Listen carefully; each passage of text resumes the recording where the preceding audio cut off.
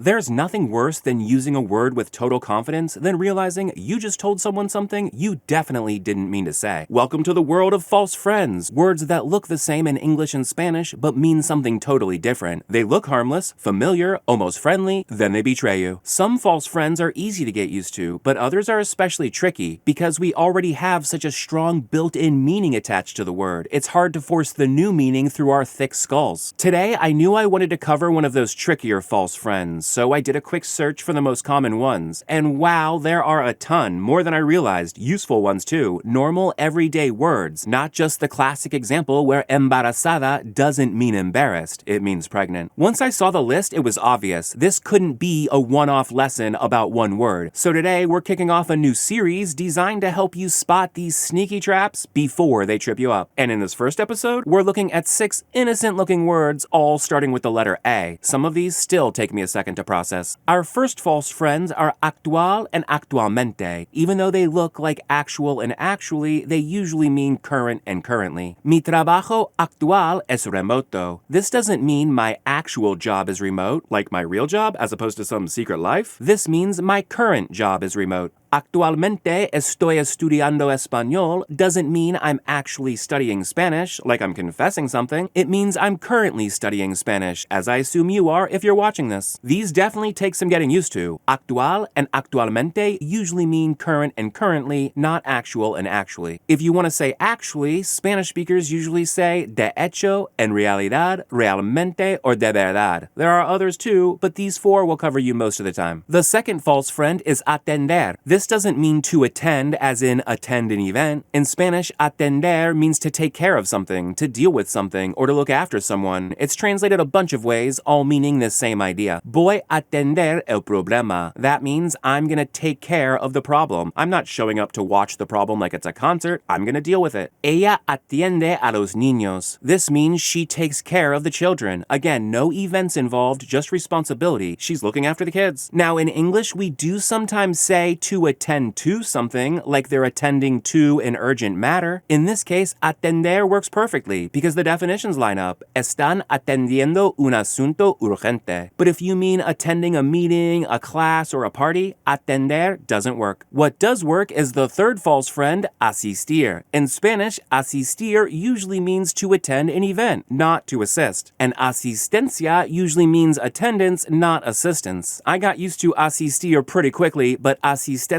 still takes me a second. No puedo asistir hoy. This means I can't attend today, not I can't help today. I'm busy, not unhelpful. Gracias por su asistencia means thank you for your attendance, not thank you for your assistance. You're being thanked for showing up, not for carrying boxes. When you want to say to assist in Spanish, ayudar is the way to go. Ayudar means to help, but it's also commonly said when we say to assist. Because to help, to assist, what's the difference? So a quick recap of all that. Atender is to take care of something, asistir is to attend an event, and ayudar is to help or assist. The fourth false friends are advertir and advertencia. These don't mean to advertise an advertisement. Instead, advertir means to warn or sometimes to advise, and advertencia means warning. Ella me advirtió del peligro. This means she warned me about the danger. It doesn't mean she put up a billboard about it. El policía le dio una advertencia. This means the police gave him a warning, not a flyer or a coupon. The first time I noticed the word advertencia, it was stamped across a child's car seat. I was thinking, why does this say advertisement? Then I remembered, oh yeah, it means warning. That's what false friends do to us, sneaky little liars. When you want to say to advertise, that's usually hacer publicidad or promocionar. An advertisement might be el anuncio, la publicidad, el comercial, or la propaganda. I like that one. Depends on what you're talking about and where. The fifth false friend is Americano, and this one can get you into trouble. Americano does mean American, but not always in the way English speakers expect. In many Spanish-speaking countries, Americano does refer to somebody from the United States, an American, nice and easy. But in many other Spanish-speaking countries, Americano can refer to anyone from North America, Central America, or South America. At first, I thought this was just because North America, Central America, South America are all America, so we're all Americans. And that's true, but it goes further than that. Turns out, in many countries, students are taught that America is one big continent, whereas in the United States, we're taught that North America and South America are two different continents. Central America doesn't exist? So yes, the number of continents on this planet actually, de verdad, depends on where you went to school. Crazy, right? Just another reason I love learning Spanish. It's taught me so much about this world. Back to Americano. Be careful out there. Many Latinos find it insulting to use Americano for someone from the US because we're all Americans, which is true no matter how many continents you think there are. If you want to be clear and safe, it's usually better to say soy estadounidense or soy de los Estados Unidos. I know, quite a mouthful. If I'm feeling comfortable, I'll say soy gringo, which usually gets a chuckle. The sixth false friend, and the final one for today, is only half false friend, argumento. Argumento doesn't mean argument as in disagreement, the most common way we use argument, that's why it's half false friend. But argumento does mean argument as in a reason for something, that's why it's half not false friend. Hay un buen argumento a favor de esperar. This means there is a good argument for waiting, as in a good reason, not a shouting match. Argumento does mean argument here, but it's the argument we make, not the argument we have. English is hard too. That's the most common use of argumento, but its secondary meaning, very closely related, is plot or storyline. El argumento de la película es muy interesante. This means the plot of the movie is very interesting. No disagreement or fight here, they're talking about what the movie's about, its storyline, which is kinda sorta talking about the argument the writer is making with their movie. Now, if you want to say argument as in disagreement, Spanish usually uses discusión or pelea. There are other ways too, these are just two of the most common. Bottom line, if you get into an argument about the plot of a movie, you're having a discusión about the argumento, an argument about the plot. Don't mix them up. Now, I must point out, in scientific or academic contexts, actual and actualmente are sometimes used more like actual and actually in English. And in medical contexts, asistir can mean to assist. But in everyday Spanish, real-world, street-level Spanish, almost always actual and actualmente mean current and currently, and asistir means to attend an event. So there you have it, 6 trickier false friends that start with the letter A. To see all my videos on false friends, head to SpanishDude.com/false-friends. The link is below. A quick recap. Actual and actualmente usually mean current and currently. Atender means to take care of something. Asistir and asistencia usually mean to attend and attendance. Advertir and advertencia are about warnings, not advertising. Americano depends on the context. And argumento is a reason or a plot, not a fight. If this video helped you, hit the like button. If it didn't, don't. The more I know what helps you, the more I can make videos that help you. Until the next time, hasta luego.